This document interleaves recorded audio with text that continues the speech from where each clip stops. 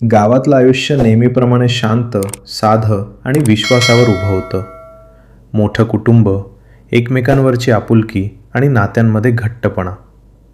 त्या घरात 18 वर्षाचा रोहन आपल्या काकांकडे वाढलेला, सगळ्यांसाठी मदतीला धावून जाणारा, नम्र आणि मनाने खूप चांगला मुलगा म्हणून ओळखला जायचा. त्याच्या आयुष्यात फार काही नव्हतं, पण जे होतं ते खरं आणि प्रामाणिक होतं. काका त्याच्यासाठी वडिलांसारखे होते आणि घरातील प्रत्येकाला तो मनापासून मान देत होता.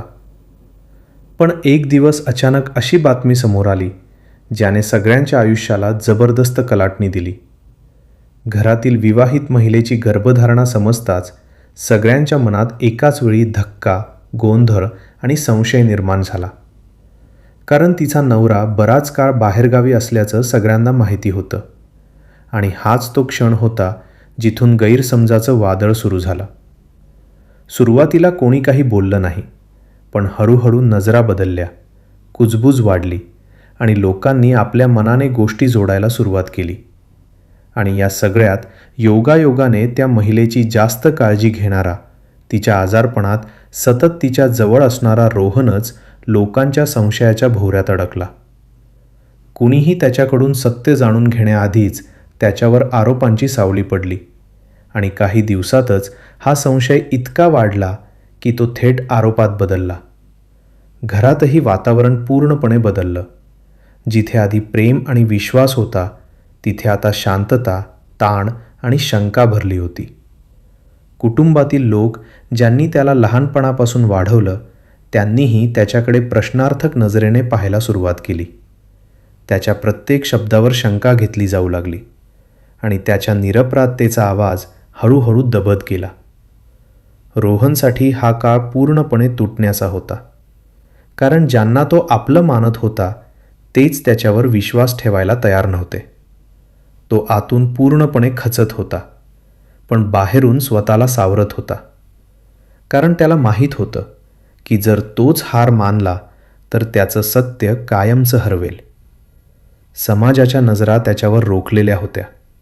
मित्र दूर गेले होते. कुटुंबाचा आधार तुटला होता आणि तो पूर्णपणे एकटा पडला होता. पण या सगळ्या अंधारातही त्याच्या मनात एक छोटीशी आशा जिवंत होती. सत्य एक दिवस बाहेर येणारच आणि हाच विश्वास त्याला उभं ठेवत होता. तो शांतपणे सगळ्या गोष्टींचा विचार करू लागला. त्या दिवसांच्या प्रत्येक छोट्या घटनांची साखळी जोडू लागला. काकूंची तब्येत कधी बिघडली, डॉक्टरांकडे कधी गेले, औषधं कधी घेतली, काका शेवटचे कधी घरी आले. या सगळ्या प्रश्नांची उत्तरं शोधताना तो हळूहळू सत्याच्या जवळ जाऊ लागला. त्याने डॉक्टरांकडे जाऊन पुन्हा रिपोर्ट्स तपासले, गर्भधारणेची टाईमलाईन समजून घेतली आणि तेव्हा त्याला कळलं की ही प्रेग्नन्सी साधारण 2 ते 3 महिन्यांची आहे. आणि हाच तो पॉइंट होता जिथे सगळं स्पष्ट होऊ लागलं. कारण काकांनी सांगितलेलं 3 महिने बाहेर होतो हे पूर्णपणे एक्झॅक्ट नव्हतं.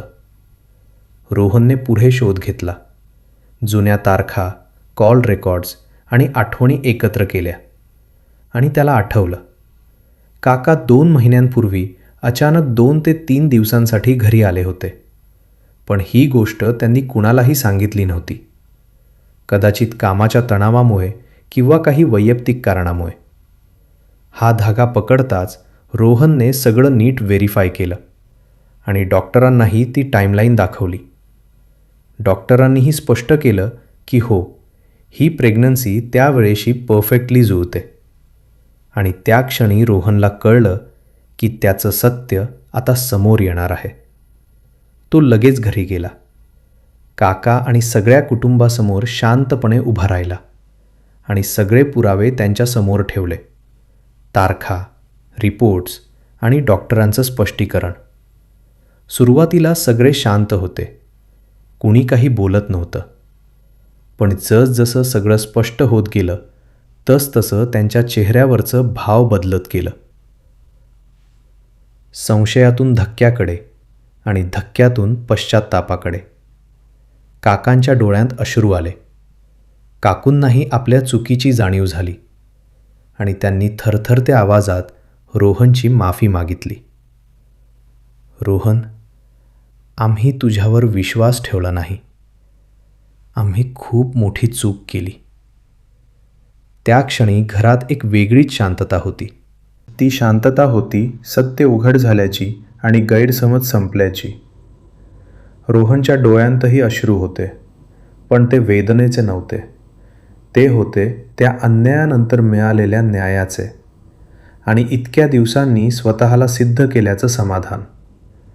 त्याने सगळ्यांना माफ केलं, कारण त्याला माहीत होतं की परिस्थिती आणि गैरसमज यामुळे लोकांनी चुकीचं निष्कर्ष काढले.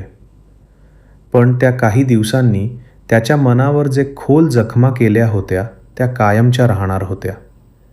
विश्वास तुटण्याची वेदना, एकटेपणाची जाणीव आणि स्वतःला सिद्ध करण्यासाठी केलेला संघर्ष. गावातही हळूहळू सत्य पसरलं. ज्या लोकांनी त्याच्यावर आरोप केले होते तेच आता त्याच्याकडे बघायलाही लाजत होते. काहींनी माफी मागितली, काही शांत राहिले, पण सगळ्यांना आपल्या चुकीची जाणीव झाली. त्या घटनेने सगळ्यांना एक मोठा धडा दिला. अफवा, अंदाज आणि अर्धवट माहिती यावर विश्वास ठेवणं खूप सोपं असतं, पण त्याचा परिणाम एखाद्या निरपराध व्यक्तीच्या आयुष्यावर किती खोलवर होऊ शकतो हे कुणी विचार करत नाही. कोणावरही आरोप करण्याआधी सत्य जाणून घेणं, थोडा वेळ घेऊन विचार करणं आणि विश्वास ठेवणं किती महत्त्वाचं आहे हे सगळ्यांना समजलं. कारण एक चुकीचा आरोप फक्त एखाद्याचं नाव नाही, तर त्याचं पूर्ण आयुष्य, त्याचा आत्मसन्मान आणि त्याच्या नात्यांवरचा विश्वास कायमचा बदलू शकतो. आणि शेवटी कितीही वेळ लागला तरी सत्य जिंकतंच.